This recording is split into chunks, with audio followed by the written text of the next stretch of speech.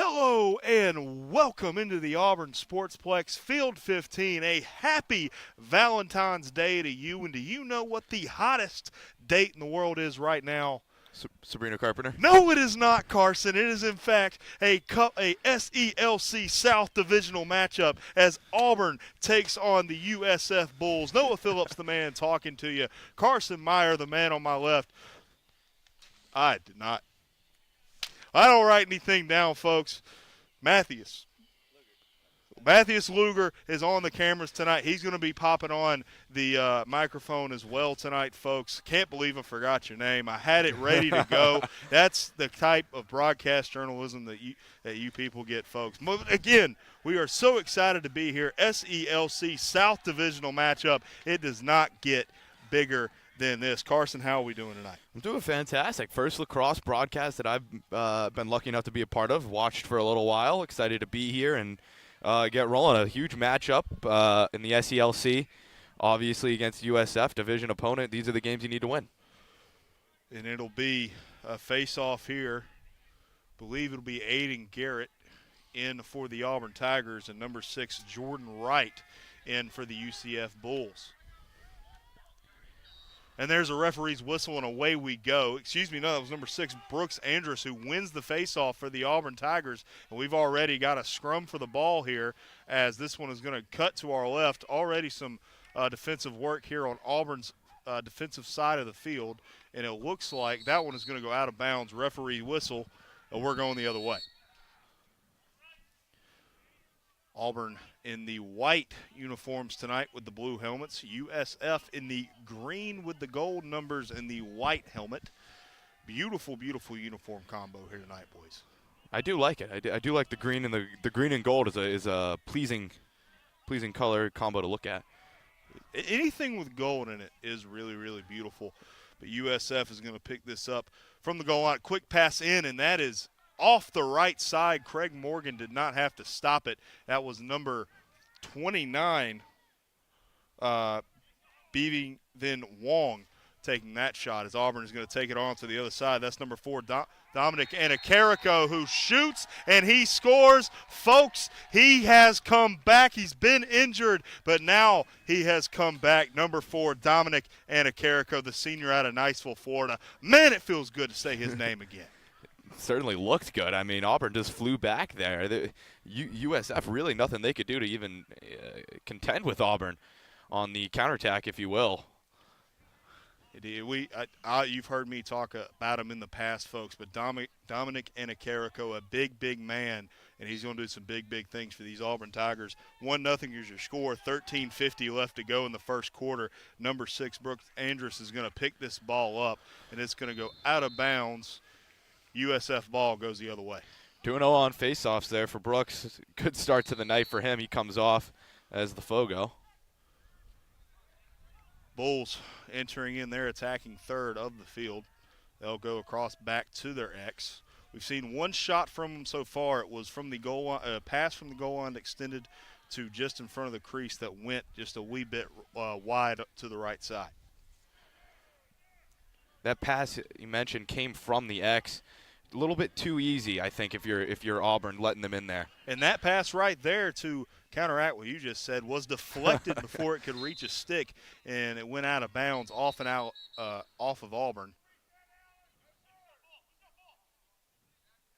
And you could hear referees calling for some sort of reset. I believe it was the shot clock that got reset.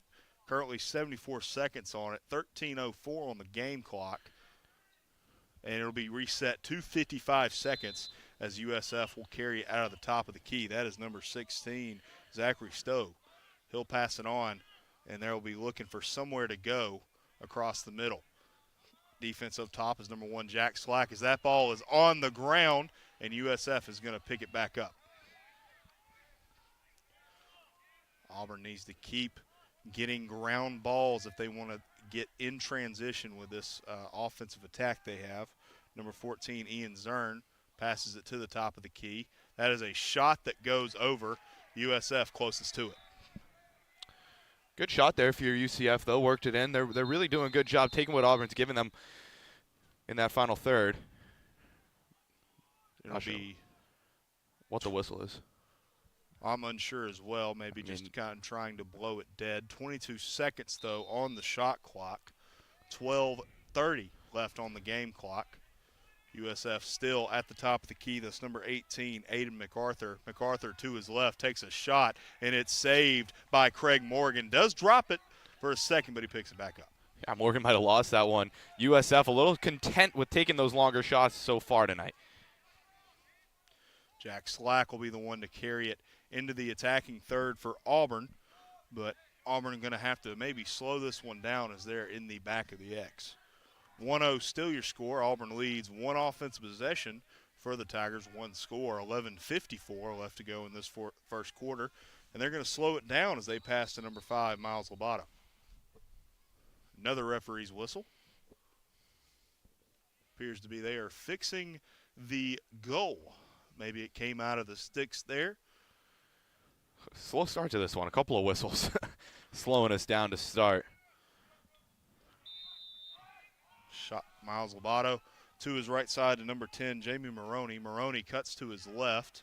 Long pass now to number 27, Max Forsyth. Forsyth goes to his left, over to his right. Auburn.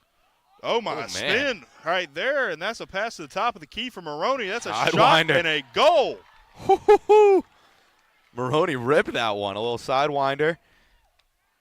A great goal there from Maroney, a great setup from number 22, Graham Young, the sophomore from Auburn, Alabama, who made a man fall down almost and made a great pass. I'm glad we have that one on film. I'm sure he is as well. Maybe not so much the USF defender, but a brutal move. That one may be made into a clip later. 11:23 left to go in this first period. Auburn leads 2-0. Have an issue with how we're shooting this, or just want us to change something? Maybe we're saying a name wrong. Please feel free to let us know in the chat. As number 6, Brooks Andrus, takes it to his right side, back to number 10, Maroney. Passes it back on to number 24, Reese DePhillips. First time I've seen Auburn really work it down the right wing to get back into that X. And it's been 2 very quick offensive possessions for the Auburn Tigers to get this one started. A difference in the Bulls' plan of attack, which has been to try to take all 80 seconds off that shot clock. 48 seconds left on the shot clock currently, with 10:45 left to go in the first quarter. As number 24, Reese DePhillips, will take it across the X, as he'll pass it out to Rob Pilla. Take it to his left. He spins to his right. He's got 2 defenders on him. A shot now for number 14, Sarver Adams. Goes off some cleats, I believe. Auburn closest to it, though. Rob Pilla did a good job drawing a couple of defenders there. Left the open shot for Maroney. Maroney takes another one, and it ends up in the back of the net. 10-18, Auburn extends the lead. They're up 3-0 as this one carries on. Maroney with 2. Dominic and Akarico with 1. It's a hell of a start for Auburn so far. No. I'm not allowed to say that. I'm sorry.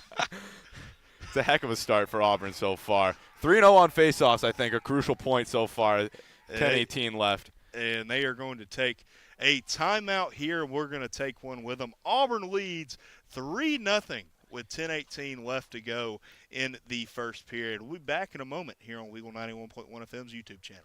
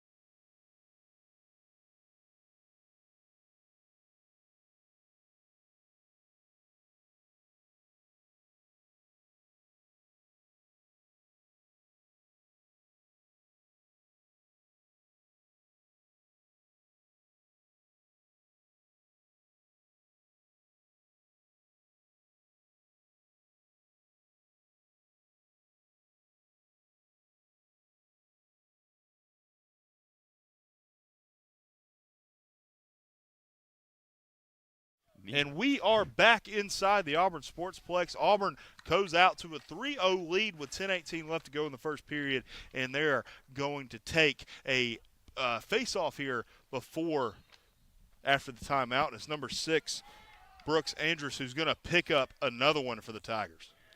4-0 as he heads off. And that is great for the Auburn Tigers. We saw it last week as Jamie Maroney is going to close in here. He'll take a pass inside. That's number 42. Tries to get it in. Nearly goes over the crease, but it's picked up by USF. Heck of an effort from Ryan Cuomo there. USF is going to drop this one just at the half-field line, and they'll get it across now into their attacking half of the field. That is number 14, Ian Zern, with the ball, a junior out of Jupiter, Florida. Pressured really well there by Ethan. Good pressure there from the long pull. Auburn on the other side here, number 14, Sarver Adams, junior out of Charlottesville, South Carolina. Passes that out back to the top of the attacking third. Now for number 24, Reese DePhillips. DePhillips carries it to his left, cuts to his right. Now, that pass goes errant, and it'll wind up in the USF bench. 9:01 still to be played in this first quarter. Auburn leads 3-0. See if USF really changes their plan of attack so far. It's been slower, as you mentioned. Auburn doing a really good job, though, with the pressure, I think. Pressure on the ball has really suppressed anything that USF has gotten going. And it has been indeed, as that is a push that is going to result in an Auburn ball. Playing physical are those Tigers today, as you've already said.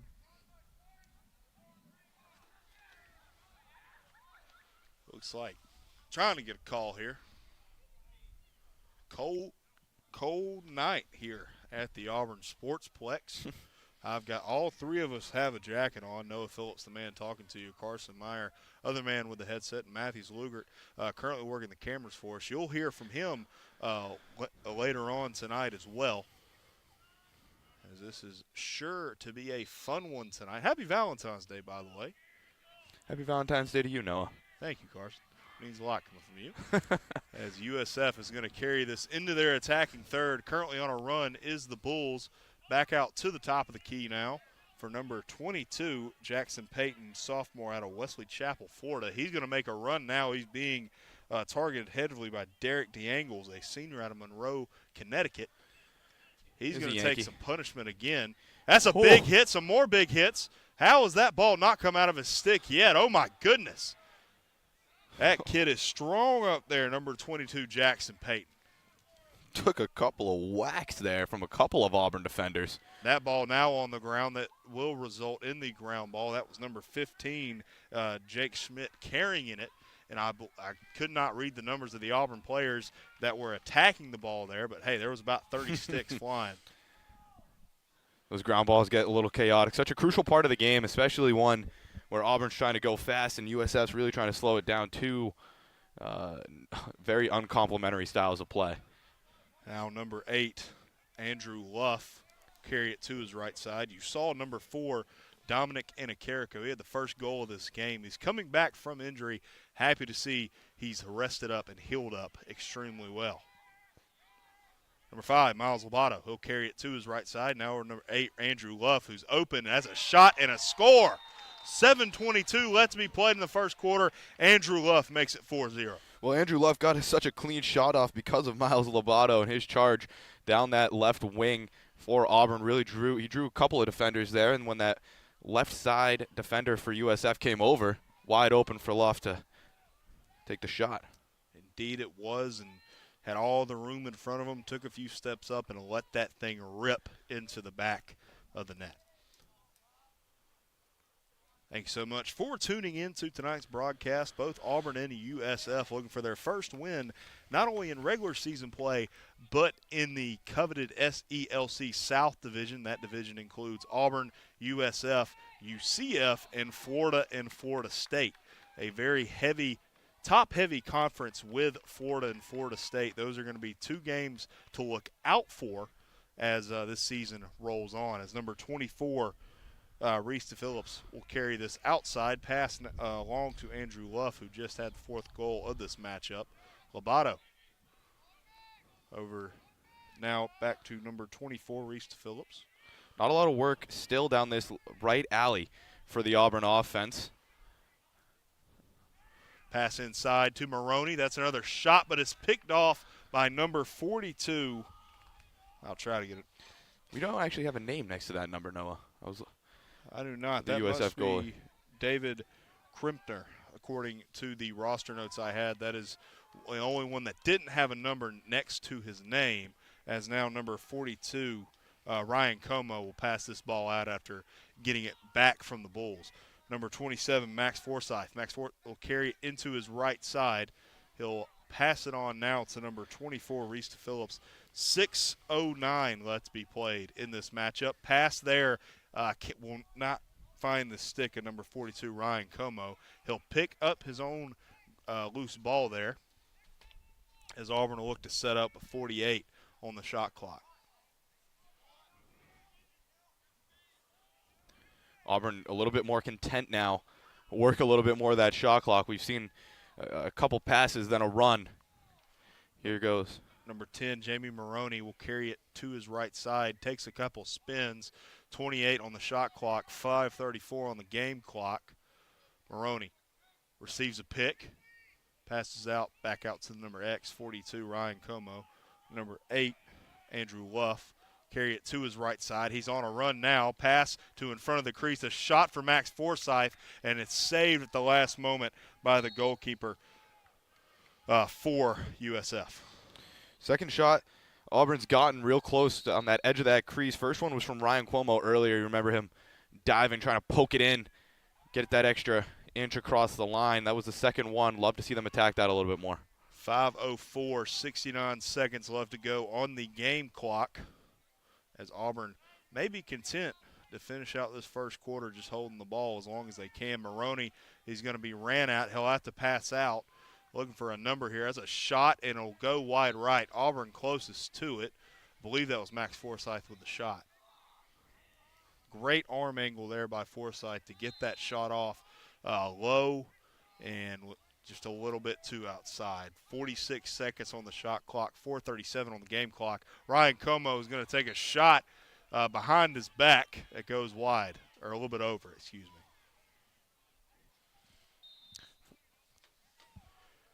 Auburn, I don't remember the last time USF really even had possession in this one, or a good possession in this one. Auburn doing a good job dominating.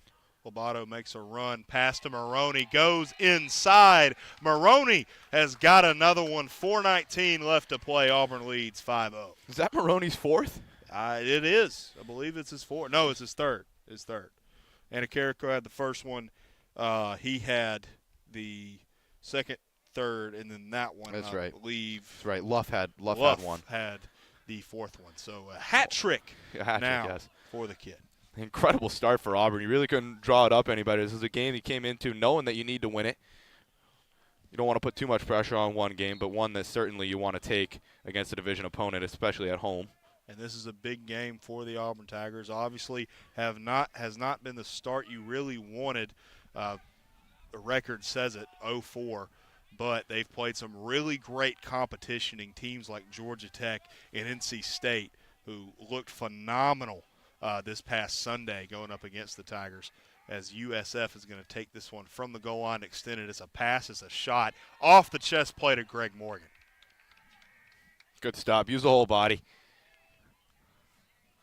It's a bit like I hate to say this because I don't know hockey, but a bit like a butterfly stance, as Auburn is going to carry this one inside. Number 24, Reese Phillips, is going to take a shot, but it's going to be picked up right inside the crease by the USF goalkeeper. The Phillips there, it looked like he dodged a pretty brutal swipe at his head there. Just got under the stick. 3:20 left to be played in this first quarter. Auburn has taken a commanding 5-0 lead. They've done it by turning great defense into even better offensive possessions. They have not let the Bulls have anything. Auburn Number 14, Server Adams, junior from Charleston, South Carolina, passes this one on. Will rejoin with number 24, Reese Phillips. Takes it long pass now to number 10, Jamie Maroney. Hat trick for the kid already, maybe looking for 4. Number 55, that's Rob Pilla. He'll take a pick from number 55, Mattis Lobato. Now over to Maroney. Maroney looking for somewhere to go. He finds number 14, Adams. Adams back to the X. 23 seconds on the shot clock. Back to Phillips. Now over to number 10, Maroney. Maroney takes a low shot, but Auburn closest to it. 2:17, 14 seconds on the shot clock. Auburn doing a good job, I think, so far. Working shots. You know, they're working east and west, but they're also working north and south, and I think that's been beneficial for them. Helped them jump out to this 5-0 lead so far. This USF defense, really no answer. I don't know if it's a footwork issue, a scheme issue, what it is. Auburn running circles around them so far. Lobato takes a shot, as that one will end up in the USF goalkeeper's net. 2 minutes left to be played in this matchup. 70 seconds on the shot clock. Very soon, 10-second shot clock differential there. USF takes that pass, but is nearly picked off back on the opposing side as too many men in the attacking half for the UCF Bulls, and just like that, it'll be Auburn ball going the other way. I'm giving that credit all to Maroney. He hustled back, got his stick on a stick, and that kind of forced that penalty as they were going over. Forced the offsides. Great effort from Maroney. Minute 33 left to be played in this matchup. 68 seconds left to go. Adams carries to his right side. I got that number off way earlier when I said 10-second shot clock, game clock differential. Good God, you should have corrected me, Carson. I can't see the shot clock. Number 24, to Phillips, passes it on, but is picked up by USF.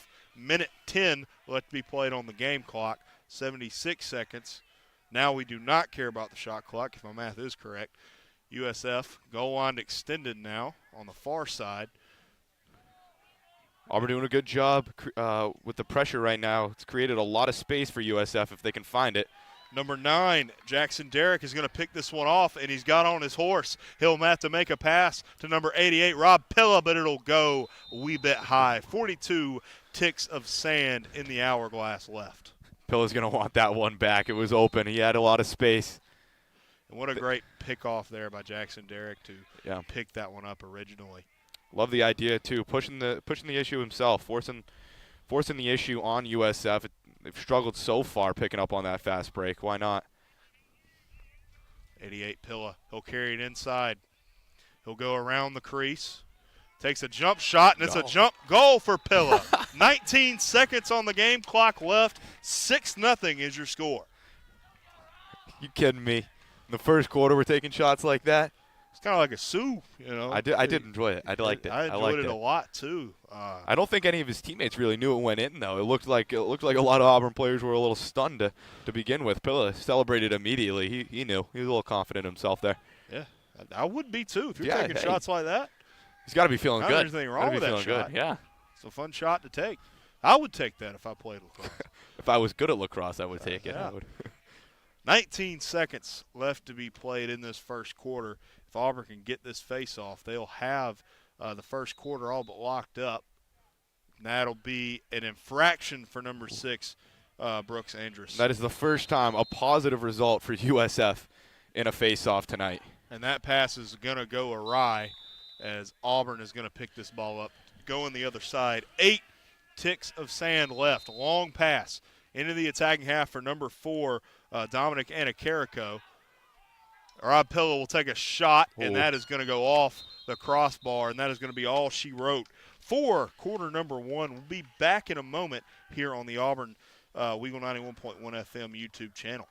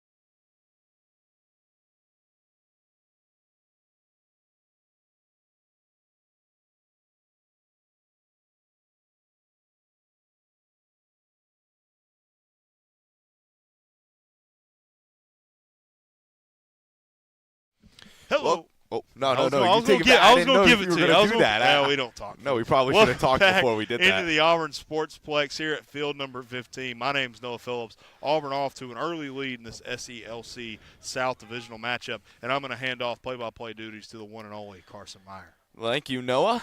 Everything I know about lacrosse I've learned from YouTube and the Wheaton lacrosse team. Henry Stamatel's helped me through my knowledge, and looks like this one's going to go Auburn's way. Another infraction, but this one in favor of the Tigers. Left alley. Just saw some of the West Virginia players making their way to watch this one. They'll be in action this Sunday against the Tigers. That game, first whistle will be around 12 o'clock, I do believe. This one swung right side. It's with not Andrus. That's with Miles Lobato. Back on the X with Maroney. Maroney whips it around. And goalie ball, the call. Couldn't tell if he was saying that one, if he was just saying goal or goalie ball. Yeah. I think it hit off the right crossbar and landed inside the crease, so no players could really get to it. Ground ball slips under a couple of Auburn sticks, picked up by the keeper, Craig Morgan. Auburn content to find a way through here. It's number 8, Andrew Luff's going to force the issue here. He beats a couple of USF defenders, gets a shot, had a stick to his head, dives, flicks it forward, couldn't get it. Auburn's closest. They'll get the ball. A great effort from Mr. Luff on that one. Indeed, he's going to keep making exquisite efforts. He made them last week against Georgia Tech and North Carolina State. Auburn really slowed the pace down from what we saw them start with in the first quarter. Slowed it down throughout that first quarter. That'll happen when you jump out to a 6-0 lead. Luff has it again, making another run. A great shot. Whipped it. A good shot off his hip into the top left. Crossed the goalkeeper's arm. No chance at that one. He's never getting his stick over there. Another great goal for the Auburn Tigers. 7-0 currently your score. 13:27 left to go in this matchup, or in the first half. Andrew Luff, the sophomore from Charlotte, North Carolina. That's his second goal of the night. We'll get us started again with Andrus again in the circle. We have not yet seen Aiden Garrett take a face-off. Had a lot of the started against Georgia Tech and NC State last week, but Brooks Andrus got a lot of reps in those matchups as well. Well, Fogo, such a valuable position in the game of modern lacrosse. Andrus has really shown that so far tonight. The only one that hasn't had a positive result from Auburn was one violation. Ended up with UCF at the end of that first quarter. A ground ball here, flicked up in the air, and picked up by Andrus. He has it, takes a shot. Fogo saw his chance to maybe win something, but something else other than a face-off on the stat sheets. Behind the net now with DePhillips. I don't remember what game it was last year. I don't remember who exactly had it, but it was one of the most fantastic goals I have ever seen. Just picked up right from the face-off circle and took it into the goal with almost a second to spare. 12:50 to play at the Auburn Sports Complex as it's flicked into the top corner of the again. That's number 88. Rob Pilla makes it 8-0 Auburn. 12:45 left in this second quarter. The Tigers out to a dominant lead here early. Indeed they are, and this was sorely needed for the Auburn Tigers after dropping 4 straight to start the season. Getting this win in SELC South play is huge for the Tigers. And it's no fluke, this start for Auburn. I mean, it hasn't been blowouts necessarily so far for the Tigers. It's been some competitive games, especially against Georgia Tech. It was a good effort. Andrus again wins the faceoff for the Tigers. It's with Jack Slack pushing down the right alley. Gets it to the X, who came up a little bit far there. It's Phillips. Phillips is just kind of proning this defense, working east and west, looking for anything, really, for Auburn. And now it's with number 9, Jackson Derrick, Maryland native, the heartland of lacrosse in this country, Maryland. Jack Slack again down the right alley. Couple of efforts at the ball, couldn't get it. Moves it through the X. It's with 14. Saver Adams who goes over the bar. But Phillips closest, will stay with Auburn. 11:58 to play now. 8-0 still your score from the Auburn Sports Complex. Absolutely missile there from number 42. That's Ryan Cuomo, Canton, Georgia native. Man, oh man, I wouldn't want to be on the receiving end of that one. It was almost a moonshot after it hit the top of the crossbar. Nearly entered into the Moon's gravitational pull. Adams gives it off, shoots off his hip, and just going to really roll it out of bounds. Auburn closest, so it'll stay with them. Jackson Derrick will get us going again. It's with Pilla. Switches play right side. A shot there into the back of the net. 9-0 Tigers. 11:25 to play in the second quarter. It's getting late early for the Bulls on the Plains. And Adams there just takes a perfect run to his right side, sees the opportunity, and flings one into the back of the net. Perfect precision by him to not only get the run for that shot, but to take it as well. Well, we're going to take a timeout. We have a timeout on the field. 11:25 to play. Auburn leads 9-0 on the Plains.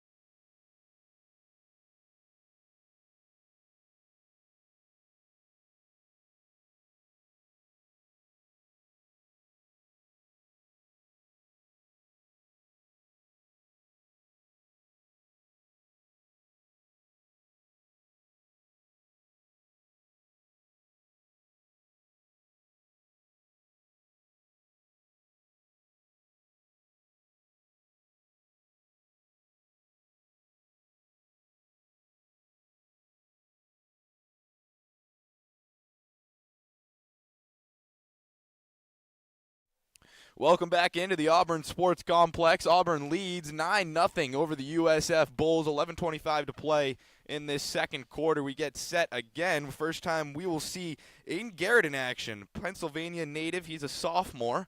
It's been so far Brooke Andrus, the junior from Florida, taking the face-offs. He hasn't even really lost one. I don't want to count that as a loss against him. It was a violation, ended up with the USF. But other than that, it's been all Auburn all night. It has indeed. Very important part of lacrosse. If you watched last week's games, you would have picked up on that. It was very much 50-50 between the two teams. Well, Garrett wins it, immediately gets a run out and a hard shot there from number 42, Ryan Cuomo, way high. Auburn closest, they'll end up with it. Behind the goal there, that's Michael Duffy, the Madison, Alabama native in there in the X. He'll bring it back up here down the left alley. Or Cuomo. Auburn done a lot more swinging on offense. Pushing down the right alley. That's number 3, Casey Linchoni. Got a pretty good shot off. Little hard. Ended up skipping across and out. Auburn ends up with it, though. Forsyth gets us going again.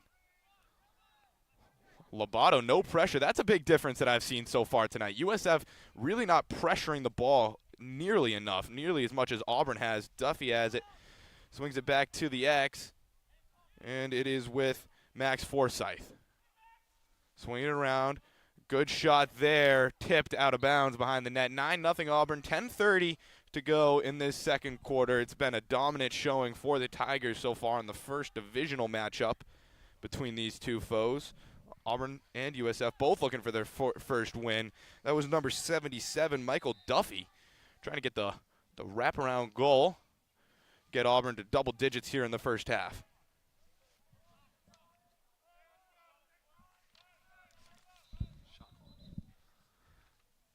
23 seconds on the shot clock. Get going again. USF still struggling to even find possession here. He's going to try it again. Duffy, the Madison, Alabama native, tried to wrap around again. Couldn't quite pick up anything, and it's with USF now. Finally winning a ground ball. Not going to run, though. USF slowing down. Oh, man. Struggling to keep possession. The pressure from Auburn's been too much for them all night, and it is with Ryan Cuomo.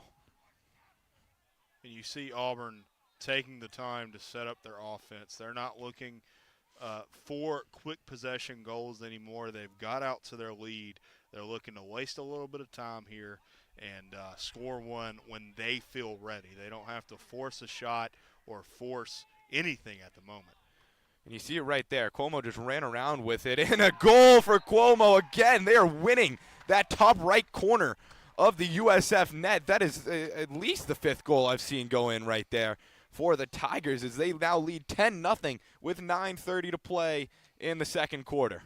And all of those shots have just been great run-ups and great executions of the shots as well. They've just taken what they needed. Auburn really having their way with the USF defense. It's really been a matter of pressure. You don't see any USF player have possession of the ball too long before they're being harassed by a couple of Auburn sticks. Auburn running around all they want.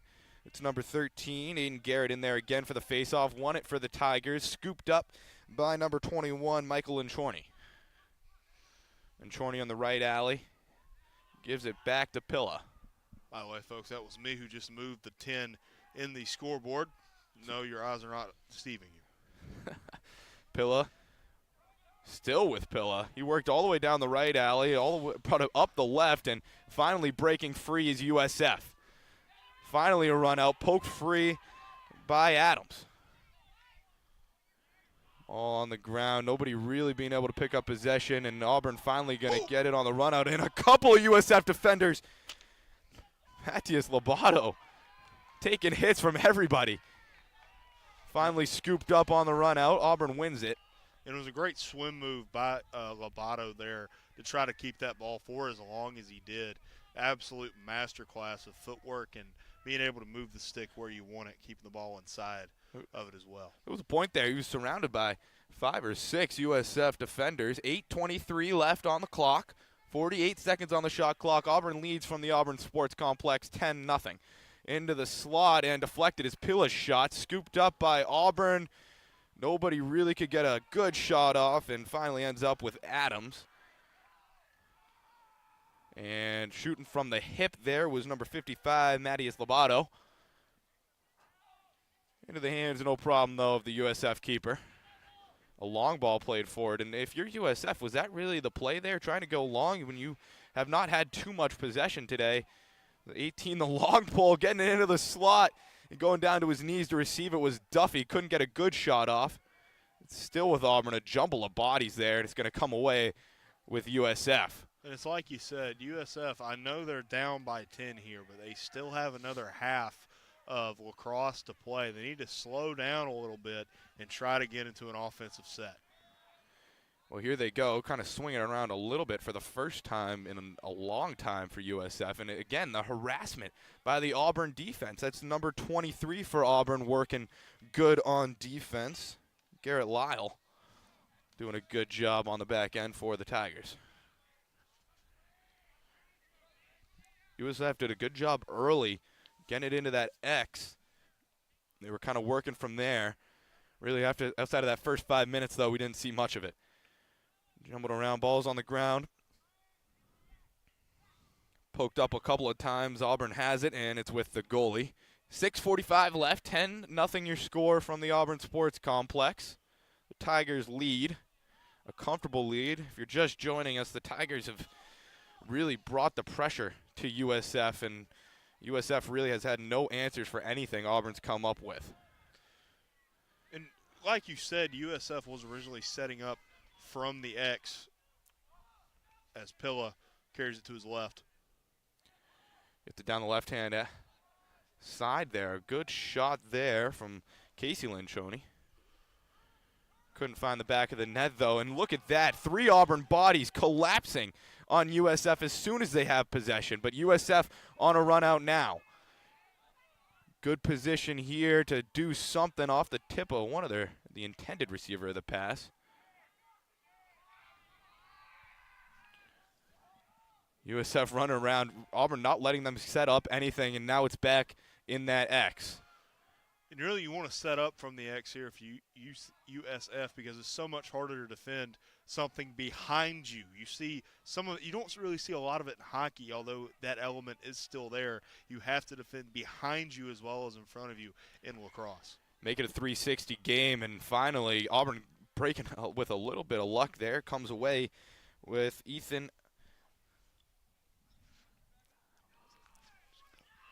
And it's with number 3. It's Casey Linchoni pushing the issue. Ends up right side, get it into Duffy. Tried to scoop it, looked like between the legs of the USF goalkeeper. That's David Kempner. And I really don't mind that shot there by Duffy. Had a really smart shot there where he tried to get a few fakes in before he took the actual one, and that's great to take in front of the goalie. Look at this, nothing easy for USF, although they do have a pretty clear path here, but the long pole maybe just got a little bit too under that one as if soared over the top of the bar, the wild shot. I don't know there if he thought maybe USF was closer to it so they could get the ball back after the shot. That is one big rule difference here in lacrosse. If it's a shot, it is whoever is closest to it will get the ball back. Auburn content to sit back here and kind of swing it around. 4:24 left, 10-0 your score, 58 seconds on the shot clock for the Tigers. Kind of slowed down the pace of play here. Jackson Derrick really just kind of dancing around with it. Pushing down the right alley. Swung it all the way across, flag down. The middle of the field. Looks like it's a free possession for the Tigers here. Reese to Phillips. Got to find something here. Working north and south. Gets it into the slot in front of the crease. Ends up with Derrick. Swung back up top. To Phillips. Can't find a way through. Gives off to his friend Max Forsyth. Auburn hasn't worked it behind the X yet. Really just kind of working down the left, right-hand side. 5 seconds on the shot clock. Got to get a shot off here into the slot. Number 27, Max Forsyth rips one off his hip. Couldn't quite find his way into the back of the net, but had to get a shot off nonetheless. Nearly there, Auburn knew they had a free possession. The second USF got the ball back, that penalty flag was going to come into effect. We'll see who it is on here in a second. But Auburn taking all the time they needed to get a good, clean shot off. USF fought them to the last second. Kudos to the boys in green. Let me give a quick shout-out to Henry and Theo Stamatel, 2 Wheaton lacrosse standouts. They got their first win of the season this year. It taught me everything I know about lacrosse. I don't know a whole lot. It's a relatively new game to me. I do enjoy it, but they've been very helpful in my learning process here. It is kind of like a virus, folks. So when you start watching this sport and you become involved in it, even just in the way we're broadcast. I've never picked up a stick in my life, but God, this sport is so fun to watch, and I can only imagine how fun it is to play. Auburn swung it all the way over to the right side, and finally a little bit of pressure out of the USF defense. That penalty on number 20, Dominic Colento, 30-second penalty down to 15 seconds. 62 seconds on the shot clock. Shot a little bit wide. Auburn closest. It'll stay with them. 10-0 your score from the Auburn Sports Complex. Just under 3 minutes to play in the second quarter. It's been a dominant performance from Auburn on both ends of the field so far. Penalty time. And we got an Auburn player down in front of the net. Going to be another one as well. It was Miles Lobato was a little bit slow to get up as a side note to the penalties being down here. They'll give it another 1-minute penalty here for USF, I do believe. If you ever tuned into us, listen to this broadcast, there'll be times where we do not pick up on what the referee's exact call is because we just can't see it. My eyesight is terrible. It's good enough to see numbers, not good enough to see hands. So if you ever see us not know what's going on, that is why. That penalty will be on number 10, Jamie Maroney, for the Auburn Tigers. Auburn will be back to even Stevens for 8 seconds, and then Auburn will be a man down for 52 seconds, if my math is correct. 2:58 left in the half. The penalty, you're right, just under a minute left on that. USF probably their best chance to get on the board before the half here. 10-0 your score. Auburn leads, a dominant showing for them. Both teams looking for their first win. Both teams looking for a win in their first game in the conference, SCLA. South. Oh! Man, that one, I couldn't see where that rocketed off of, Noah. Salute to number 23, Graham Lyle took that one off the chest. That one was a missile, and another one into the leg, it looked like.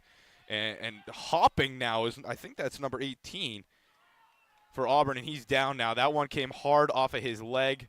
And we really need a referee's whistle here. Yeah, there it is. We are going to take one with them. Be back in a moment.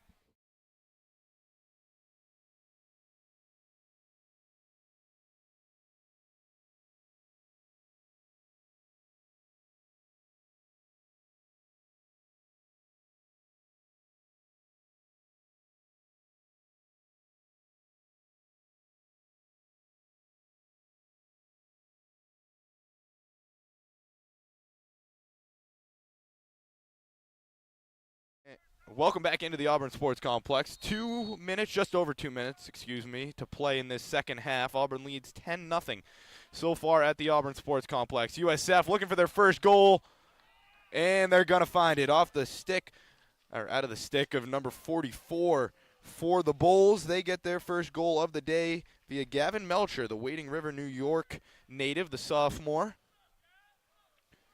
Gets USF on the board here. So 10-1 now your score, minute 56. Penalty over for the Tigers. And Auburn was indeed a man down there. Only about 6 seconds that was left of that penalty, but a great job by USF to capitalize on the fleeting seconds of it. Auburn almost held out there on the penalty. Would have been nice to see them go into half with a commanding 10-0 lead, but still some time here to extend the lead back to 10. A minute 56 left at the Auburn Sports Complex in this first half. New goalkeeper in for the Tigers, Colson Miller, a freshman out of Roswell, Georgia. Not as fun as Boca Raton, Florida. If you listen to this broadcast last year, you know the context of that. But it is a lot good minutes here for the freshman, Colson Miller. Well, that was Aiden Garrett again. Taking the face-off for the Tigers. USF still content to just sit back in their defensive zone. No pressure out on the ball. It's with Maroney, swung back to the X. Back there is number 24, Ryan DePhillips again. Oh, man, and down a no-contact injury for Rob Pilla, and you hate to see that. We're going to take a break here. We'll be back in a moment.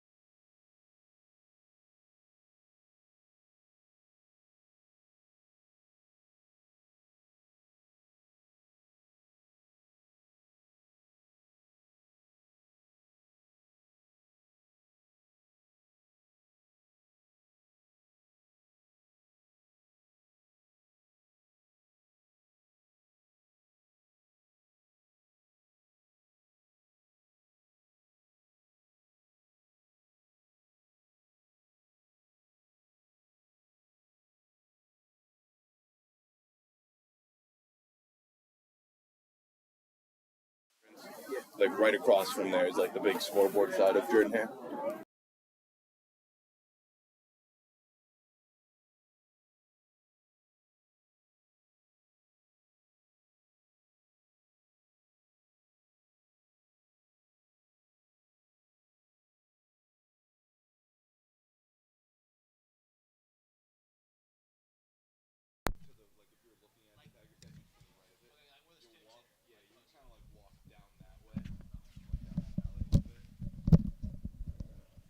Check 1 2 check. Sorry about that, folks. We had an audio issue.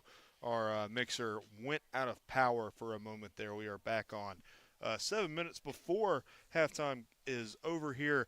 Noah Phillips, the man talking to you. I'm going to go on camera. Carson Meyer will still have your play-by-play, and Matthias Luger will have color responsibilities for this third quarter. Thank you so much for sticking with us.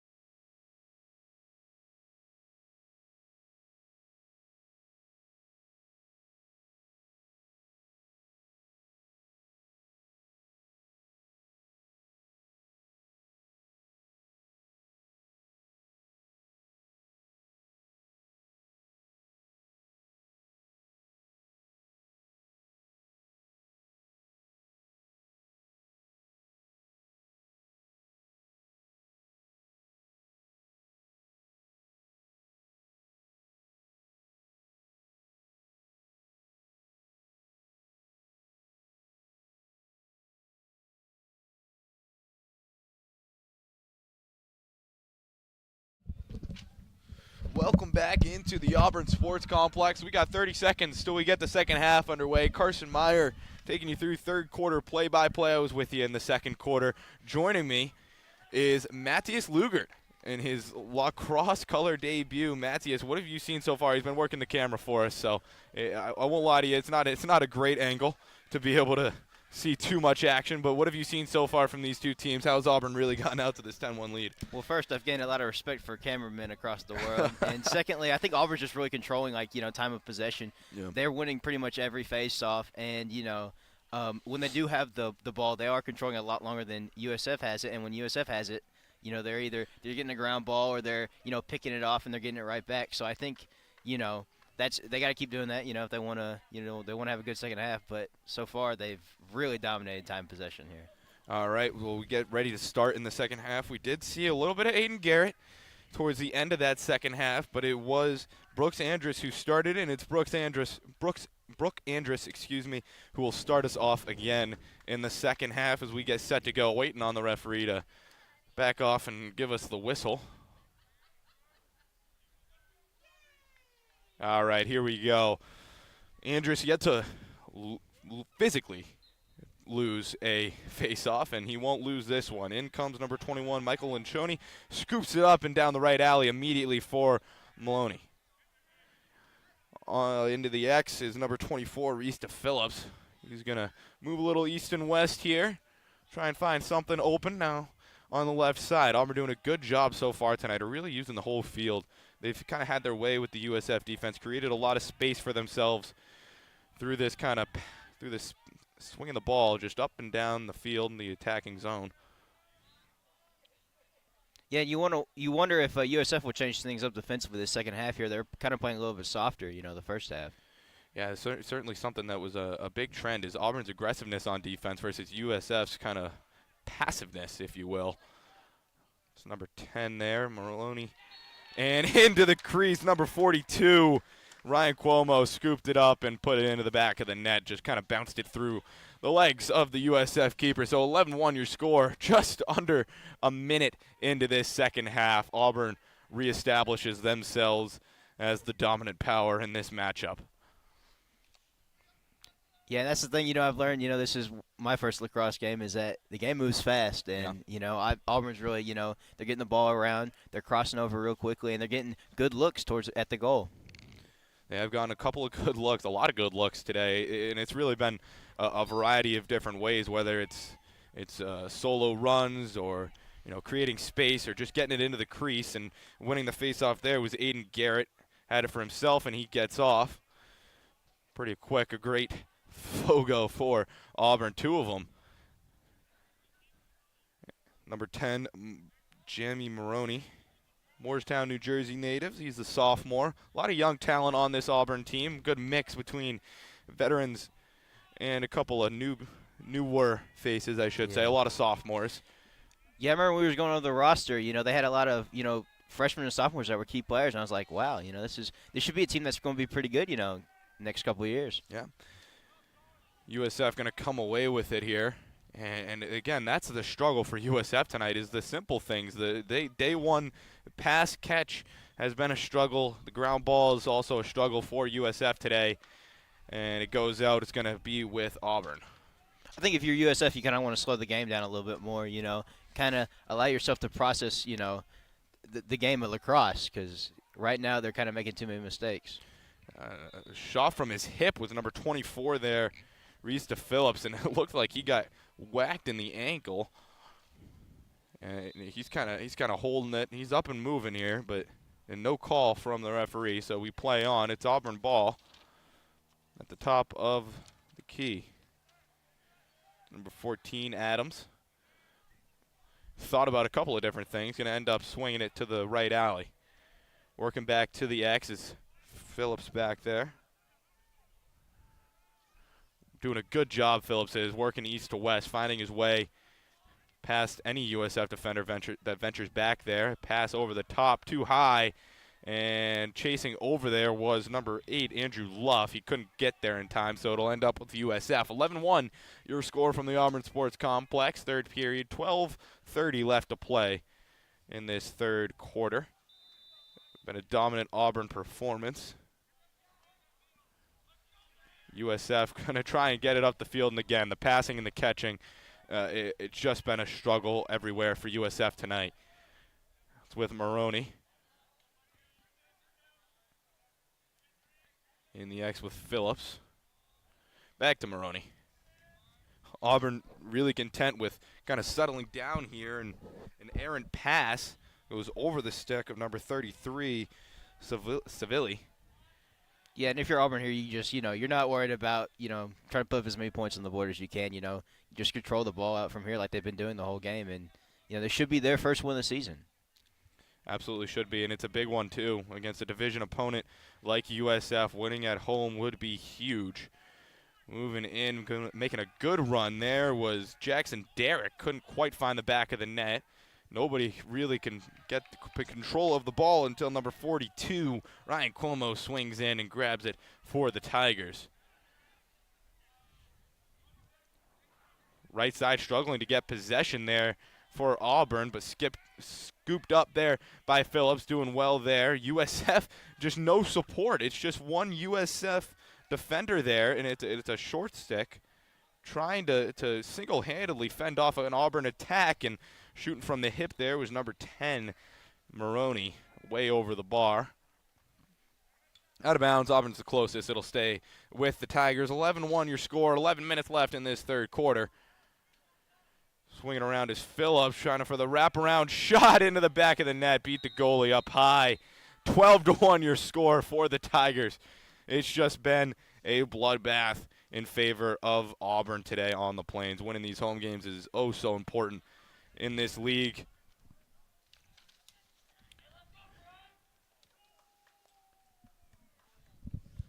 Our score bug went out completely. I do see one comment about Rob Pilla. We have not gotten any updates on him. We know he went down with a non-contact injury. Explained that after we came back, but we did have an audio issue. Went down with a non-contact injury. He was helped off by a teammate and a coach. We don't know anything about the nature of the injury. It looked to be a knee. So we're certainly praying for, not only a speedy recovery, but that a long recovery isn't needed for Rob Pilla. Such an amazing player for Auburn. He's had a great game so far tonight, and you never want to see a guy go down like that. Yeah, no, praying for Rob Pilla, obviously. It's tough to see, as this is, he was having a great game up until that point, and we wish the best for him. Auburn pushing down the right alley here, doing a good job swinging the ball around still. Like you said, dominating time of possession. 40 seconds on the shot clock here. They've used up just about half, a little over now. And a ground ball again scooped up by Auburn. It's just been domination on the ground for the Tigers. I can't remember the last time USF has won a ground ball and been able to keep possession for more than 2 or 3 seconds. Yeah, I know. It feels like we've been on the right side, of this broadcast the whole half. Yeah, easy to talk about, right? Tigers left alley, back up top for number 55. That's Matthias Lobato. And tried to get a shot off was Lobato. Couldn't quite find the far post for himself. Scooped up in the back, kept it in. Back there in the X. No, he did not. He didn't. He thought he might have. He did not quite keep it in, but he'll still stay with Auburn because he was closest. It's number 77, Michael Duffy, back there. Yeah, and that really allows you to be more aggressive than, say, other sports where, you turn the ball over if you miss a shot or something, or it goes out of bounds. If you take a shot, and there's a great possibility that, you can still have the ball. So it allows you to take more risk. I do like it a lot for Auburn. Certainly tonight they've taken advantage of that rule quite a bit. 9:18 to play, 12-1 your score from the Auburn Sports Complex. Ball on the ground and just a scrum of bodies. Finally scooping it up on the run out for the Tigers is number 44, Dwight Ware. Dwight Ware couldn't quite keep possession, the Madison, Alabama native. Did his best for the Tigers, and it'll end up with the Tigers, I believe. Down this right-hand side, it does. Again, 12-1 your score. 78 seconds on the shot clock. They got just about the whole thing.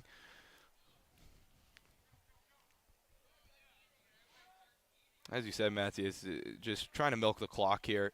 Get out of this one. Flag up. Yeah, and hopefully you want to see some guys that, get some more reps that you're not, that usually don't get this game time experience. Yeah, mixing in. They've already started to mix in quite a few players. Lobato working down the right alley. Got himself just on the edge of the crease there. Couldn't quite find a shot, so he tried to go across and find an Auburn player waiting. Couldn't quite find one. Whistle blown. I believe this will be the penalty on USF. So Auburn kind of switching up the line here to take full advantage of it. 46 seconds on the shot clock. 12-1 your score. 8:30 left in the third quarter. Auburn leads at the Auburn Sports Complex, looking for their first win, not only of the season, but in the first game of conference play. We talked about in this broadcast just how crucial those games are for the future. If you were to just put someone here and let them watch this game, I feel like you'd have a hard time telling them that Auburn is 0-4 to start the year. I mean, they look like a good team today. Yeah, they've looked not only like a good team, but just a dominant team thus far in this one. But still quite a bit of time to go. About a quarter and a half remaining. Just about at the 8-minute mark of this third quarter. It certainly doesn't look like USF is brewing anything special, though. Whistle blown. Ref points and going to end up with USF.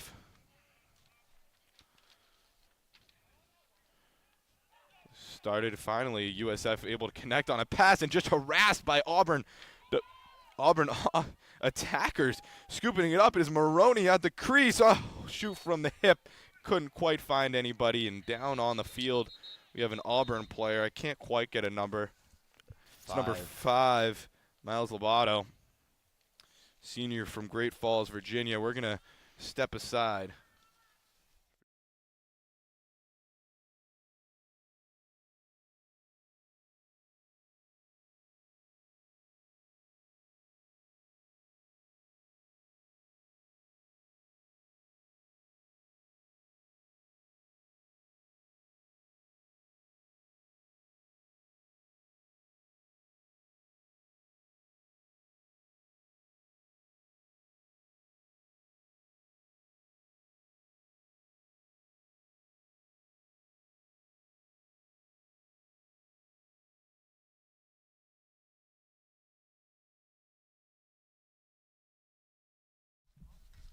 Welcome back into the Auburn Sports Complex. Tigers lead 12-1, 7:45 left in this third quarter. Happy to report Lobato did just pop back up and got off the field, jogged off and under his own power. He's over there just getting looked at, maybe took a hit to an uncomfortable spot. In the quad, we all know how that feels. Not good. Yeah, that's the thing, let's get these guys some shin guards or something, man, with the way this ball is flying around. It is a violent sport for the amount of pads that they wear, I got to say. A lot of respect for guys. Reese Phillips was irate with the referee there over that call, and he still is, talking over here on this near side as USF is now in possession. Flag up. I'm going to have a penalty here. 66 seconds on the shot clock. Trying to work something. This is a long USF possession by comparison. The shot from number 22 there of USF, Jackson Payton, sophomore from Wesley Chapel, Florida. Way wide, couldn't find anybody, and out of bounds it went. 55 on the shot clock. We got a whistle and a penalty, I believe. Going to go on Auburn. So USF, their only goal of the night, they're down 12-1. Their only goal of the night did come with about 6 seconds remaining on an Auburn penalty. This is just the second one we've seen tonight. So, yeah, this is really a time where you can take advantage, kind of get Auburn on their heels. And lacrosse, this is a game where, with the face-offs, right, you can definitely start a run really quickly compared to other sports where it's a possession-by-possession thing. So, if you're USF, kind of want to get some momentum. It's a good chance to get some momentum here. Yeah, certainly a moment that you'll look back on if you're USF with any hope of a comeback. 30 seconds going to be the penalty. Last one was a minute. It's worth mentioning. Took them about 54 seconds of that last penalty to score. This one half as long, so we'll see what they can come up with. But USF, certainly, this will be a moment that you look back on, I think, if you are trying to rekindle something, trying to walk out of Auburn with something to hang your hat on. This will be a moment you look at when you watch tape this next week. Still getting stuff sorted out.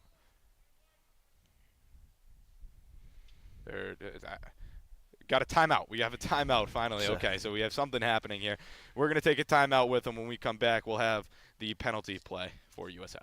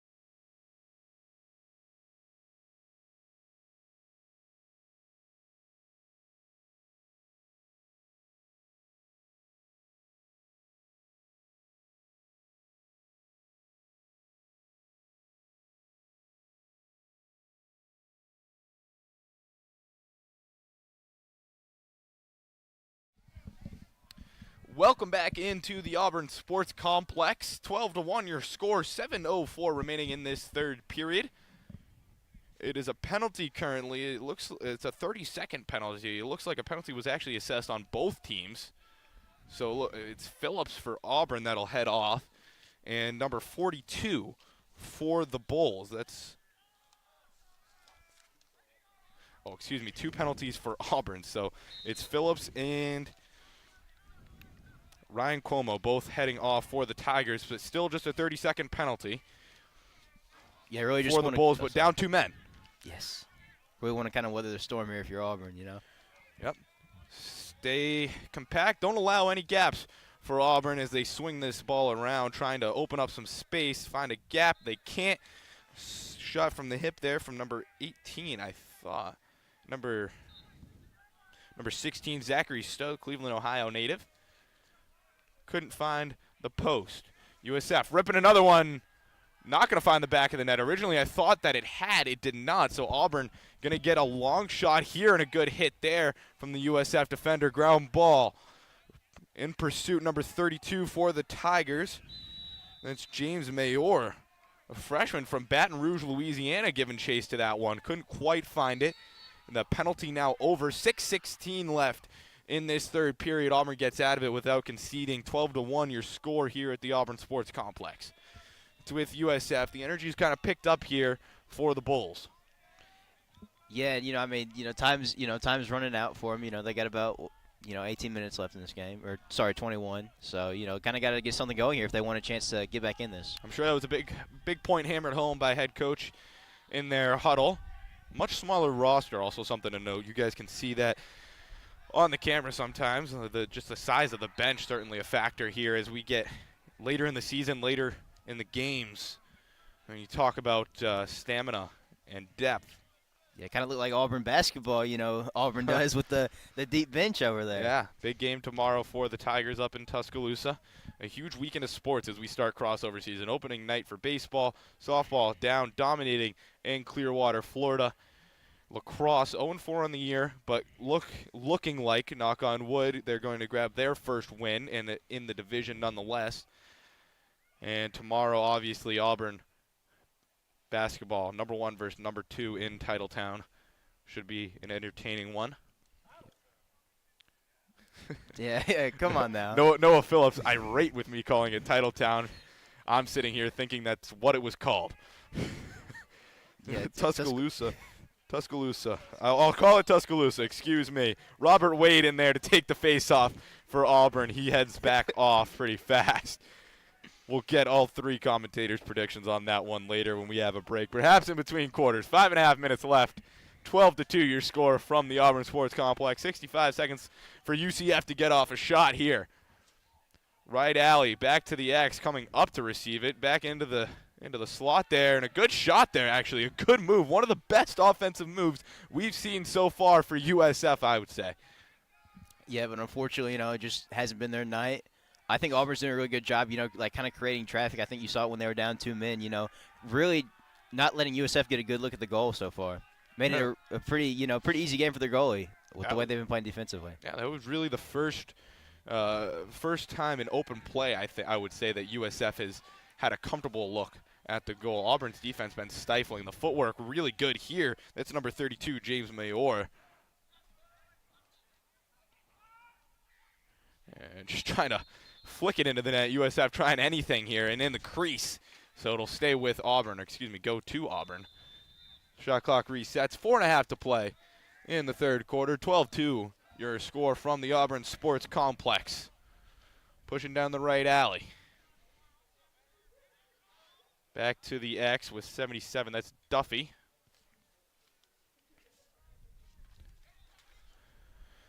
And swinging it back up top. The Tigers doing such a good job of creating space with passes tonight. Number 9 now, Jackson Derrick. Talked about Maryland being the heart of lacrosse in the country. Maryland, the whole DMV area. But, Florida also, where USF, also becoming a hotbed for lacrosse. So it is one of the emerging markets. I would put it up there with women's sports in the emerging market that they've had in recent years. As Auburn gets it into the crease, couldn't find a shot though, scooped up by the USF defense. I would throw it up there with women's sports in the almost meteoric rise you've seen from them. It's certainly an emerging market. A lot more people starting to play younger, a lot more people watching, and we're glad that you're watching with us as USF gets a shot, a bouncer, and an easy collection in the net. It's number 17 in net, Landon Reichert, Boca Raton, Florida native, the Auburn goalkeeper. At the top of the key, USF has it. Looking for anything through. Half of a screen came over there. The Auburn bench, it is 12-2 with 2:45 left in the third quarter, but don't tell the Auburn bench that this game is not tied up with a minute left in the fourth. Their energy is unmatched. The USF bench looks a little flat, but the Auburn bench just happy and happy for their guys that are getting some time here as we had a whistle blown. Play dead. It's going to be with USF down that right alley there. And you love to see that, from the Auburn bench. I think that's a sign of, good team chemistry, when you really got the sideline into the game, regardless of what the score is, regardless of what time, is remaining in the game. So you like to see that from Auburn's bench. Certainly. You treat every moment like a big moment, and the big moment doesn't feel so big. A good shot there, scooped up comfortably in the net for the Tigers.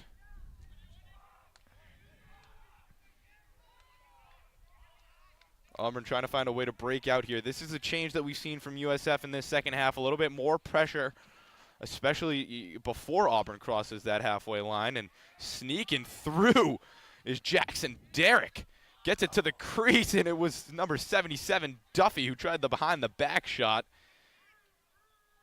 Would have been an incredible goal. The second highlight goal that we would have seen today. Rob Pilla had that 360 earlier in the game. Certainly one to put on the highlight reel. 12-2 your score from the Auburn Sports Complex. Minute and a half left in the third quarter. Carson Meyer alongside. Oh, Matthias Luger. Did you? No, I knew it was Matthias, but I didn't want to just say Matthias. I knew the last name started with an L and a U. I'll forgive you this time, but next broadcast, I want you to stay on top of things. That's absolutely fair. Names take me 2 times to learn. 2 times. That's my rule. Oh, and that one ripped across the goal and into the back of the net. Out of the stick. I'm looking for a number, and I can't quite see it. The teammates over there celebrating. That was an absolute missile. Yeah, I know. For the Tigers. Looked like an Aroldis Chapman fastball coming right down the middle. Michael Kotraski, the scorer there, the sophomore out of Chester, New Jersey, up in that That East Coast hotbed for lacrosse. That East Coast Mid-Atlantic region. As you would know, Massachusetts guy yourself. Yeah, Massachusetts. Try not to associate too much with New York and New Jersey, but, you know.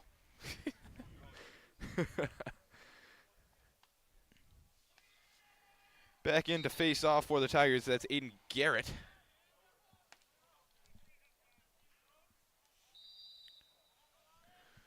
Minute 06 left in this third quarter. 13-2 your score. USF down 11. Has to feel a little bit demoralized, but not giving up yet. They've had a couple of good shots late here in this third quarter. Yeah, no, starting to get something going, USF is on offense so far. I'd say this quarter compared to the first half. So, you kind of want to build on and hope, to get some momentum going into the next game because, this season is far from over. That's Yates Hawley, the Auburn native, scooping up the ground ball for the Tigers and flinging it forward. Couldn't find an Auburn stick, though. So it stays with USF as we get moving here.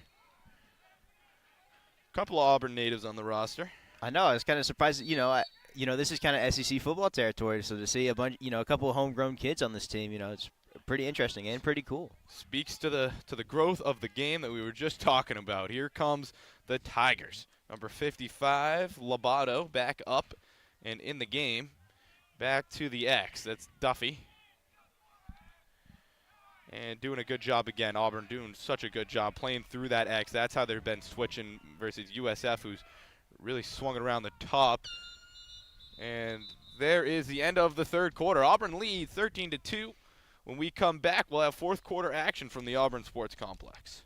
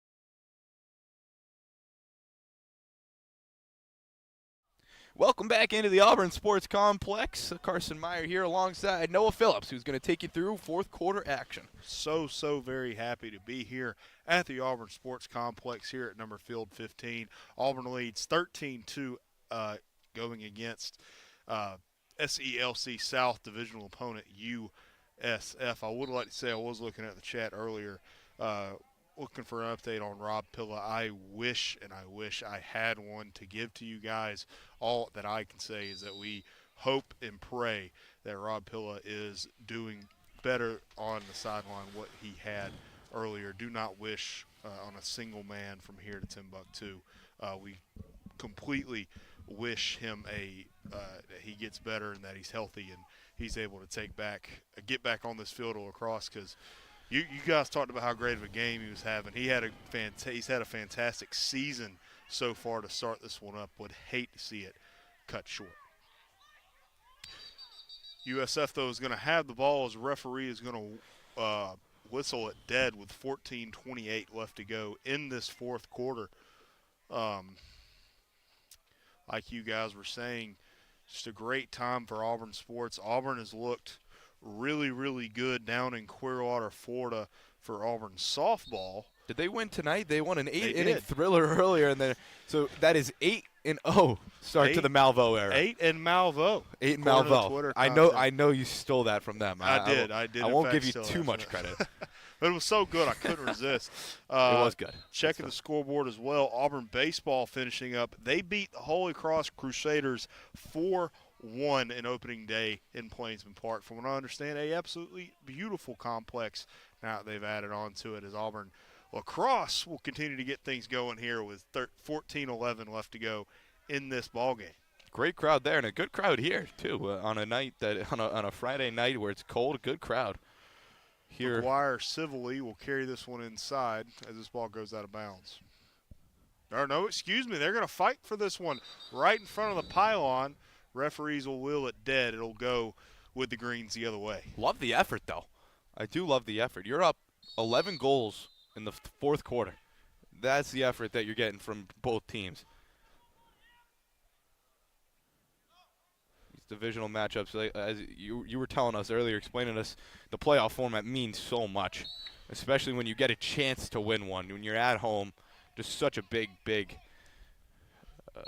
matchup. And everybody in the SELC is great lacrosse teams, but Florida and Florida State, you're going to take all the wins you can get, because when you go up against those guys, it is going to be a fight for all four quarters, and that's going to be the true test this season for the Auburn Tigers. As number 33, Ryan Civilly will take this, McGuire Civilly, excuse me, will take this inside. He'll have to pass it out to number 48, Sean Connolly, sophomore out of Houston, Texas. Now back to number 41, Corby Indorsey. He'll take this one out. Now back to the X for Auburn. As you can see, I'm having to look back at my roster. Michael Duffy takes a pass off that's going to go high, and it looks like it's going to go back to the other side, but it's going to be picked up by number 33, McGuire Civilly. Big man now on defense, Ricardo Nazaro. We talked about him last year as a big man, scary man in the defensive half right now for the Auburn Tigers. Auburn in on it. That's number 41, Colby Indorsey. That ball will go right, and it'll go with the green the other way. The Bulls, good defense here. A lot better defense. They were sitting back a little too much, I think, in that first half. We talked about it a little bit in the third quarter, their pickup and aggressiveness, pressuring the ball. USF is going to carry this one inside their attacking third, but it's going to be an easy pickup for number 17, Landon Reichert, from the one and only paradise on earth, Boca Raton, Florida. That's where that came from earlier. Landon Reichert came into a couple games last year, and I always said that Boca Raton, Florida is absolute paradise. As this ball is going to go out of bounds, and it'll be other way for USF. 12 minutes left to go in this fourth quarter. That last move from the Bulls there was Ian Zern, who was wide open, had a great run on the goal, but it was the simple. It was the pitch and catch from USF that hasn't been there all night that just shot them in the foot again. Can't complete that pass, no goal. No shot. USF going along to their right side. Number 14, Ian Zern, was going to pass this one off. A shot and a goal for number 44, Gavin Melcher, sophomore out of New York. He will take one there, and USF will cut the lead to 10. Well, I'll tell you what, Noah. I mean, don't tell them they're down and out of this game. 11 and a half minutes left to play. It would take a Herculean effort. But that goal right there, that's probably one for the highlight reel. That's a heck of a shot. It is indeed. He took it with some people in front of him. While we have a moment, do want to thank the good people at Eagle Eye Television for loaning out their camera. They do a lot of great work. We share a common space with them. Thank you to those guys. They also have a YouTube channel where they post a lot of their content. As number 13, Aiden Garrett, is going to carry this one inside. Some quick passes, is a shot that's up in the air. Also a penalty flag up in the air, as this one is going to wind up with USF going the other way. Well, no, excuse me, still a ground ball. Had to look down at my notes for a second. Yeah. Another penalty flag. There's two pieces of dirty laundry on the field now. That looked like a bit of a frustrated attempt at that was a slash. Noah, I think. It was indeed a slash. I believe that's what we call it. trying to look for a number now who that would be called on. I think for it was. USF. To me, it was 20. Dominic Colantonio from the junior from Naples. It looked to me like he was the assailant over here on this near sideline. That second piece of dirty laundry, as you said, that came out, I believe, was him. At least from my perspective. Trying to also. Looks like he's still out there. Yep, and they're. Oh no! No, there you go. He's going. Trying to see if another player will be joining him. It looks like they are not. So it'll be a 1-minute penalty for the Auburn Tigers. They'll be a man up, see if they can't get to 14 in this matchup. Happy Valentine's Day, by the way. Hope you were feeling loved. I'm feeling loved calling this lacrosse game. Nowhere else in the world I would rather be, except for Boca Raton, Florida. I would say maybe Lincoln, Rhode Island for me. Lincoln, Rhode Island? What? The wonderful home of Thank you Twin for River messaging. Resort and Casino. In that case, I want to be in Ebro, Florida. But Auburn is going to carry this into their attacking third. Inside now, picked up by number 42, Ryan Como. Back to number 8, Andrew Luff. Miles Lobato. 24, Reese DePhillips. Back to Lobato. Back to DePhillips. Takes a long pass now to Forsyth. Number 8, Andrew Luff, takes a shot that is just over. And you see a lot of the returning faces, a lot of the starters coming in to take this penalty. It's because you don't get as many game time opportunities for your penalty takers to have an opportunity. No matter what the score is, you cannot replace a game time rep. Actual game time is the best teacher. Max Forsyth over to Ryan Como. Back to DePhillips. Now it's a shot that's going to go way over. Low shot goes high with 1:14 left to go of the penalty attack. I believe it was 2 minutes to start off with 10 minutes and 26 seconds left to go in this matchup. Phillips takes a shot. That's going to be inside for Como, and it looks like Como may have stepped on the crease a little bit.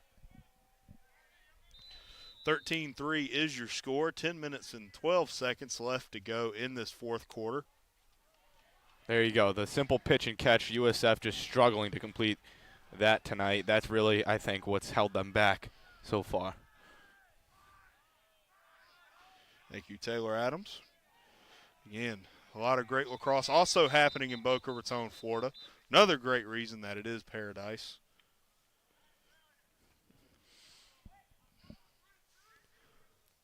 Is there a casino in Boca Raton?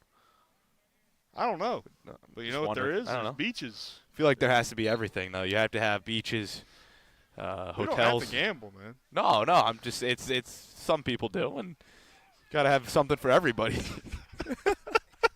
Auburn inside the attacking third. Looking to add on to their 10-score lead. That's a pass into number 27, Max Forsyth. He's going to grab himself another one with 20 seconds left on the penalty. 9:32 left to be played in this matchup. You'd love to see it from Auburn. Not taking their foot off the gas here late in this one, 9.5 minutes to play. You still got the starters in there, guys getting good reps, and you love to see it. Yep. Big-time win here for the Auburn Tigers if they can hold on. You look at the record right now, 0-4. They have worked so hard, and those first 4 games were against such hard opponents. Going to be some of the best teams they see all week as Auburn looks to continue their season. Had a great season last year. If I remember correctly, they were 3rd in the SELC South Division. For that, they were 2nd. I remember going up with the one and only Alex Houston to LaGrange, Georgia, to call that quarterfinal matchup. Such a great time there. Locked my keys in the truck, Carson, if you can believe it. I remember that. Yeah, I it was do. a legendary broadcast for me. But lots of fun up there in LaGrange, and hoping to see the Auburn Tigers make another great run to the SELC tournament.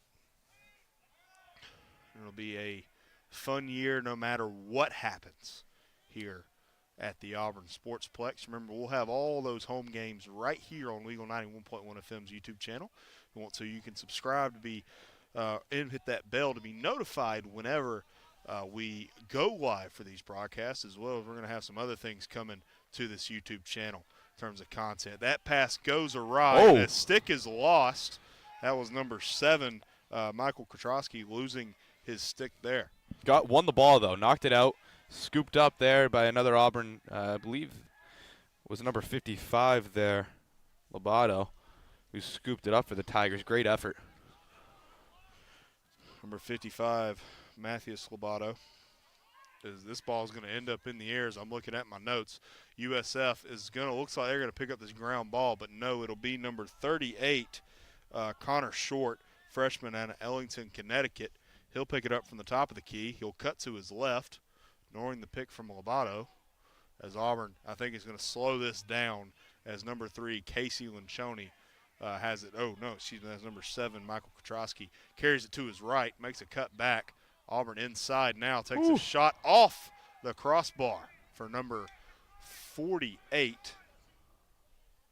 Sean Connolly.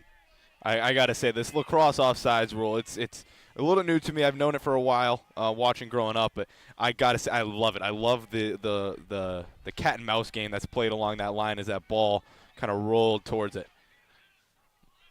Bulls into the attack now. They need 11 in 7:06 to tie this one up. They'll need 12 to win it. If it were to go to overtime, it is golden goal rules, as USF is going to take it inside. That's a shot that's kicked away by the Auburn goalkeeper, number 35, Alex Trujillo. Auburn is going to carry this one away. That's number 47, Caleb Zucker from Doylestown, Pennsylvania. Big man that has it now is number 66, Ricardo Nazaro, and you can hear the Auburn bench start to go crazy for this big man. God, I wish he would have shot there. I do too. I wish he would have given one a rip there. That would have been awesome. Just for the reaction of the Auburn bench, it would have been so exciting. They were excited for him to just receive it. Just imagine with a shot. Imagine one went in. No better time than now. Up 14-3. Hunter Heiderly is going to carry this one across into the X for the Auburn Tigers. 38 seconds left to go on the shot clock as that one is lost. There seems to be a glove that came loose. Looks like Auburn will repeat the possession from the left alley there. Auburn cuts to his right as number pass now to number Auburn Tigers. Penalty flag up in the air, but it does not matter. Number 33, McGuire Civilly, the sophomore out of Tampa, Florida, taking one in the back of the net there. Penalty flag was up in the air. I do not know what it was about.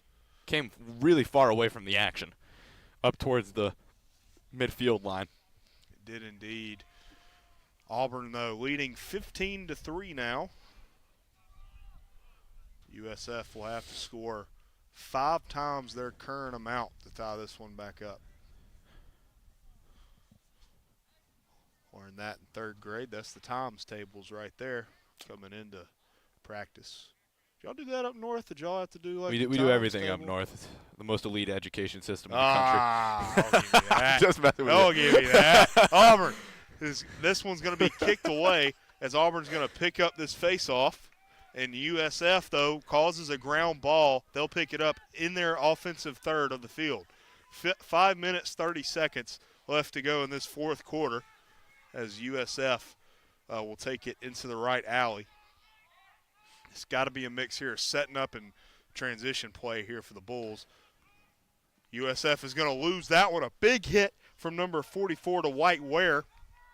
He'll force that ball to go awry.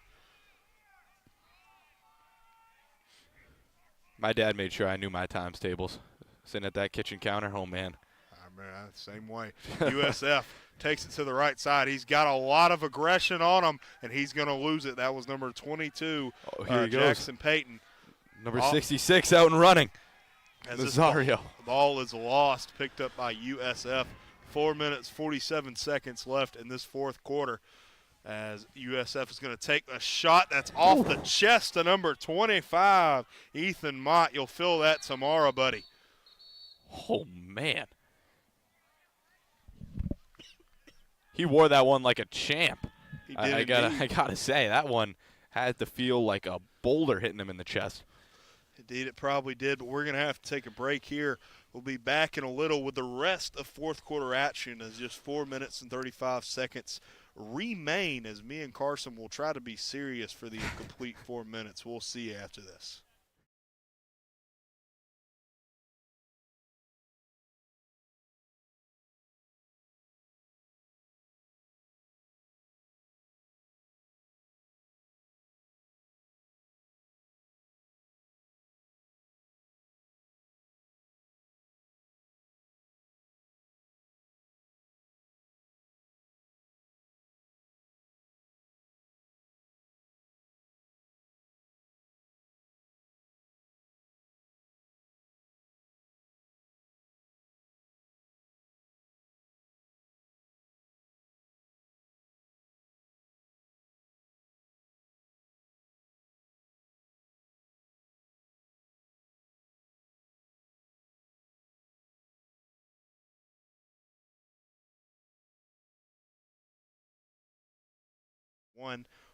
Welcome back inside the Auburn Sportsplex. Field 15 has been the host of this matchup. Auburn leads over SELC divisional opponent USF 15-3 with 4 minutes and 35 seconds left to go in this fourth quarter. Great game from Auburn so far. Noah Phillips, the man talking to you. Carson Meyer also on the mic. Matthias Lugers. Luger. Like Lugert. Yeah. My bad. Lugert. I thought it was Luger with an S, not Luger with a T. But either way he cut it, he's on camera right now, did a fantastic job of color commentary during the third quarter. And we're having fun here in this matchup. Referee talking to some of the players. They're going to call something. Cold night for lacrosse. Right before we went to break, we saw number 25, Ethan Mott, take one off the chest. Do not envy him, as it's going to take a little bit to heal up.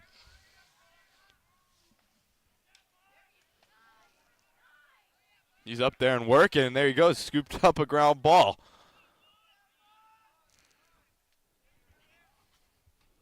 Sorry, folks, looking at something on the computer. Auburn is going to pick up this ground ball, and they may be on their horse here. Going coast to coast is number 44 to White Ware, as this one is going to end up in the X for the Auburn Tigers out of bounds, and it'll go with the green the other way.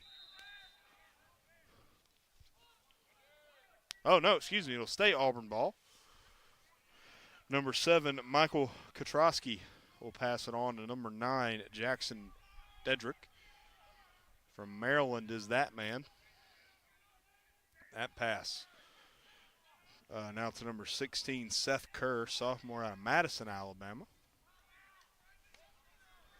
That ball is lost. A great defensive effort from number 17, Jack Lenz for the USF Bulls, as now that ball is going to be rewarded to the USF goalie. 3:29 left to be played in this matchup. There it is again, the pitch and catch. It's going to end up with, or should have ended up with, Auburn. That ball, again, pitch and catch. It'll be out of bounds, Auburn ball. Certainly, if you can highlight anything tonight for the Bulls, it's going to be that simple. You know, just pitch and catch. It's really prohibited, the amount of things that they can do on the attacking side. Number 20, Hunter Heiderly, passes it on to number 30, Chris Michaels. Did I read that right? Yeah. Michaels takes it to his left. He'll take some punishment as this ball is picked up by USF. 2 minutes, 50 seconds left to be played in this matchup. And we're going to go get warm. It's a little bit cold out here. Yeah, no, I'm cold. I won't lie to you. I will lie to you and say I'm warm. Nowhere else I would rather be, though, here on hopefully a fantastic Valentine's Day night for each and every single one of you watching. Again, there's nowhere else I would rather be, as USF is going to continue to keep this ball despite great effort from number 20, Hunter Heiderly, as this ball inside the attacking third. It's a ground ball. Some sticks are flying for it. It's picked up by number 7, Michael Kotrowski, as he's going to get on his horse. Coast to coast, if he can get the pass off, he'll take some move. He's going to take some punishment, and he's still running. Man. The horse may stagger, but he's still going to win the race. Number 9, Jackson Dedrick, passes it inside for a shot and a goal. Number 47, Caleb Zucker, finishes it off. And talk about that kid, number 7, Michael Kotrowski. He ran a perfect race to get that one into scoring position for the Tigers. Fantastic, if I may add. Yeah, make no mistake about it. That is absolutely the cause of that goal. And just the Auburn bench's reaction, I hope that it was on camera after that shot. They were all so excited for him. Oh, man, this has been fun. Hopefully this great weekend for Auburn sports is going to keep up. Talked about Auburn softball. They're 8 in Malvo. The Auburn baseball, they beat Holy Cross tonight 3-1 or 4-1. Don't remember exactly what the score was. Auburn basketball tomorrow, 1v2 for the first time in Southeastern Conference play. Softball, of course, will continue their weekend. Baseball has 2 more games under their belt. And then we'll wrap it up this Sunday as lacrosse will face off against West Virginia. I believe USF and West Virginia play each other tomorrow. West Virginia will have the stream for that game. Don't know where it will be streamed. I imagine it will be like West Virginia's lacrosse YouTube page. As Auburn's inside here, around the crease is number 30, Chris Michaels, and he's going to regret that one. You could see it in his face. Or no, excuse me, that was number 39, Ty Sosby. Certainly one he'll want back. You could see the disappointment in his body language after that one hit the ground. Yep. And all he had to do, if he caught it, turned around, I think no goal is guaranteed, but that one, chances were up.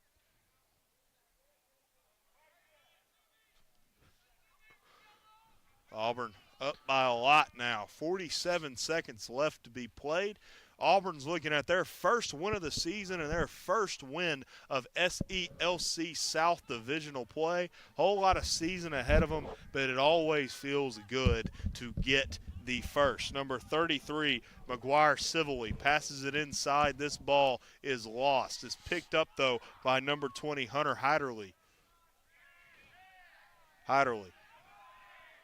8 seconds on the shot clock, 18 seconds on the game clock. Auburn with a shot opportunity here. Back to that kid again, number 39, Ty Sosby, a freshman out of Orlando, Florida, and he just adds on a little bit extra icing to the cake that was an Auburn victory. 14 seconds left to be played. Well, I got to say, Noah, this is a fantastic start to the conference season for Auburn, but the only way to eat an elephant is one bite at a time, and it's a long season, so you got to take it one game at a time, one step at a time, and just keep up this kind of pace of play. I'll tell y'all right now, y'all may be some good luck. I may need y'all here at every game. I don't know what exactly it is, but y'all might have to start clearing your schedules. I know you can't Sunday with women's basketball, but we could have us some fun here, gentlemen, if the rest of the games are like this. Well, you tell Mother Nature to warm it up a little bit, and I'll be here every day. Indeed it will. And Auburn's going to heat up their win column. They pick up their first win of the season and their first win of SELC South Divisional play. A great win for the Auburn Tigers. They win 17-3 over the USF Bulls. A great win for Coach J.J. Armano and company. Just a great night all around for the Tigers. Do want to say again, we don't know exactly what is going on with number 8, Rob Pilla, but we do wish him the best, and we hope he is healed, and we hope he's able to come back out here and play with the Auburn Tigers again. Carson, do you have any final thoughts? No, just I kind of got him in there at the end. Eat an elephant one bite at a time. It's one game, one quarter at a time, and this could be a prosperous season for the Tigers. Thank you so much, folks, for listening. My name was Noah Phillips. Carson Meyer to my left, Matthias Lugert. Luger. I'm going to write it down next time. You ain't got to worry about that. If this was your second game, I would have got it right. But it's your first one, so, it's kind of like a learning experience. A little bit of buffer, plus you're a freshman, stuff like that. Thank you guys so much for coming out here with me. It was a fantastic game. Thank you, my friend, so much for watching this broadcast. I must bid you adieu now, but thank you again for watching. Auburn wins 17-3 to pick up their first win of the season. Remember, folks, War Eagle and its MCLA for life.